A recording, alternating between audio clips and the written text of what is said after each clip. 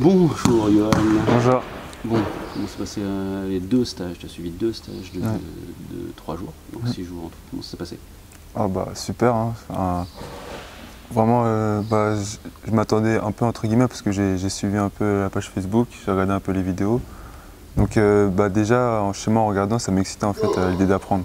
Surtout ça en fait. Parce que moi, enfin, j'ai envie d'apprendre en fait, continuellement. Alors qu'est-ce que, justement, c'est bien que tu parles de ça, qu'est-ce qui t'a donné envie, toi, de devenir? Alors tu m'as dit les vidéos, mais qu'est-ce qui t'excitait? Qu'est-ce que tu voyais Plusieurs choses en fait. Tout d'abord la nouveauté, le fait de chercher de nouveaux exercices qu'on n'a pas l'habitude de faire au quotidien. Et aussi parce que je voulais améliorer mon shoot, parce que je suis à l'INSEP en troisième année l'année prochaine. Je voulais vraiment passer un palier vraiment sur le tir parce que c'est un aspect du jeu qui n'est pas vraiment, comment dire, je ne suis pas vraiment menaçant à 3 points. Et je vais vraiment le devenir l'année prochaine en fait. Parce que en tant que poste arrière, je me dois d'avoir un shoot plus que correct. Et donc sur les vidéos, c'est tous ces exercices un peu que... Ouais, c'est ça, ouais. Donc quand tu es venu, bon, voilà, tu as fait déjà 3 jours, plus 3 jours, donc 6 jours en tout. Pendant ces stages, etc., est-ce qu'il y a eu des choses qui étaient plutôt différentes de ce que tu voyais, ou que tu es identique à ce que tu avais vu? Oh non, non, enfin complètement différent. Déjà, on utilise par exemple des choses qu'on pensait impensables quand on s'entraînait au basket. Par exemple, on shoot avec des ballons de rugby ou enfin, des choses comme ça, complètement hilarantes en fait, mais qui au final nous servent beaucoup. Voilà, c'est vraiment différent.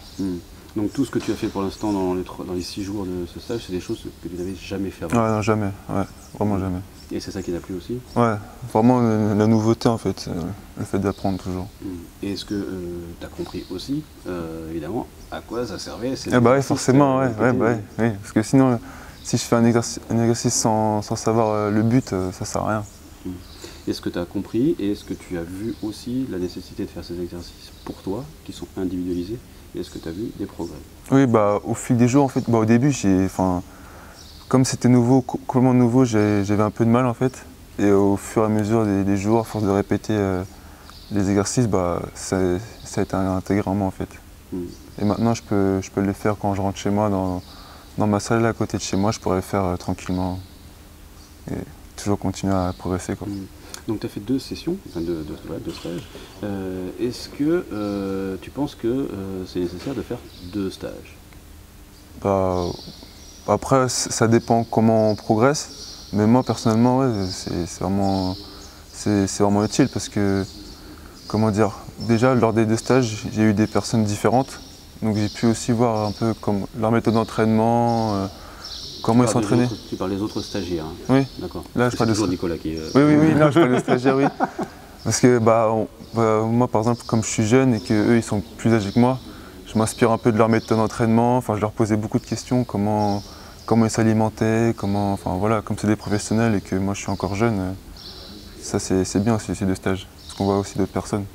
Et dans la progression de cette formation, justement, de ces stages, faire un seul stage t'aurait suffi ou tu penses que tu avais vraiment besoin du second? Non, je pense que 2 stages, ça aurait été au moins le minimum, je pense. Je pense pour moi. Ouais. Alors, entre le premier et le deuxième stage, est-ce que déjà tu as vu des choses qui bougeaient? Ça s'est passé quand même assez vite. Hein, ouais. Mais est-ce que déjà tu t'es dit, waouh, déjà après le premier stage, il y a des choses qui... Même pas au-delà du premier stage, au-delà du premier entraînement en fait, parce que dès le début on a commencé à... Parce qu'en fait ma mécanique de tir, en fait, je tirais vraiment au milieu et on a au fur et à mesure décalé un peu vers la droite pour que mes pieds, mon genou et mon coude soient alignés. Et dès le premier entraînement, je me suis dit waouh, ça me faisait bizarre quoi. D'un coup comme ça, changer, mais ouais, c'était super. Ouais. D'accord. Et est-ce que là maintenant, on va dire, vous avez fait des choses aussi un peu plus en rythme, un peu plus justement en mouvement. Est-ce que dès à présent, là, tu vois des changements et tu vois de l'efficacité qui se développe? Ouais, déjà, en fait, au début, on faisait beaucoup d'analytiques, en fait, des tirs arrêtés. Et au fur et à mesure, on a commencé à être en mouvement. Et c'est vraiment au début, c'est vrai que je ratais un petit peu parce que c'était un peu nouveau pour moi, le fait de tirer en mouvement. Mais petit à petit, à force de répéter, je sentais que ça venait et qu'il y avait un petit truc quand même. Ouais, c'était que du positif. Bon, très bien. Tu es jeune Ouais. et tu as choisi donc de faire notre stage. Est-ce que tu penses que voilà, tu n'es pas trop jeune pour le faire? Il y en a qui disent voilà, peut-être que voilà, il faut avoir un peu de vécu pour faire un stage professionnel comme celui-ci. Non, bah, moi je dis non parce que plus tôt j'acquiers des capacités, mieux c'est pour moi en fait. Enfin, je vois pas pourquoi il faudrait que j'attende d'avoir 24, 25, 26 ans pour apprendre à tirer entre guillemets. Enfin, plus tôt c'est acquis, mieux c'est pour moi en fait. Voilà, c'est plus ça. C'est super. Très bien. Donc il y a des séances vidéo aussi, tu sais bien, pendant les stages. Comment elles se sont passées d'abord dans l'ensemble? Dans l'ensemble, en fait c'est différent un peu de ce qu'on a l'habitude de faire avec nos équipes respectives par exemple. Parce que là c'est vraiment individualisé et on voit vraiment tous les détails en fait. C'est vraiment impressionnant. Ça c'est ce qui m'a le plus marqué en fait, le détail en fait.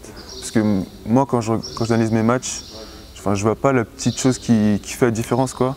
Alors que avec Nico, les compétences de Nico et des autres stagiaires, j'ai pu vraiment mûrir en tant que visionnaire de la vidéo en fait.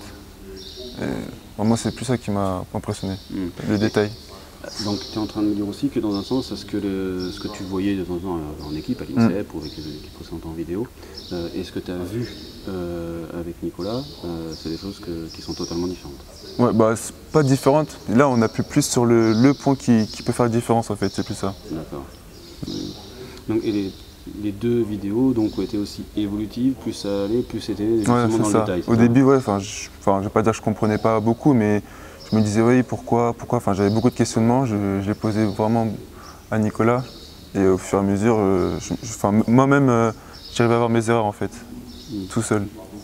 Donc c'est vraiment crescendo en fait. D'accord, donc maintenant en plus, quand tu te regardes toi, tu es capable de voir... ouais, c'est ça, parce que c'est ça qui est bien, c'est qu'on progresse sur le terrain et vraiment en dehors aussi. Et ça t'a appris toi-même à te regarder aussi. Ouais, c'est ça. Ouais. Ok, très bien. C'est la fin du stage pour toi ce soir. Est-ce que tu le conseillerais à des amis à toi, à des connaissances, évidemment des basketteurs, etc. Est-ce que c'est un stage que tu conseillerais? Oh oui. Déjà pour venir, déjà il faut être motivé, c'est sûr, mais vraiment, et ne pas avoir peur de se tromper en fait. Donc tu as suivi donc, là, les 6 jours, tu as appris plein de choses, vraiment, d'accord. Et il y a plein de choses qui étaient différentes. Est-ce que quand tu vas rentrer chez toi, quand tu vas commencer ta saison, quand tu vas commencer l'entraînement, est-ce que tu vas changer des choses? Oui, déjà mon approche du jeu en fait. C'est-à-dire que maintenant, avec l'expérience que j'ai pu acquérir, je vois le basket entre guillemets différemment en fait.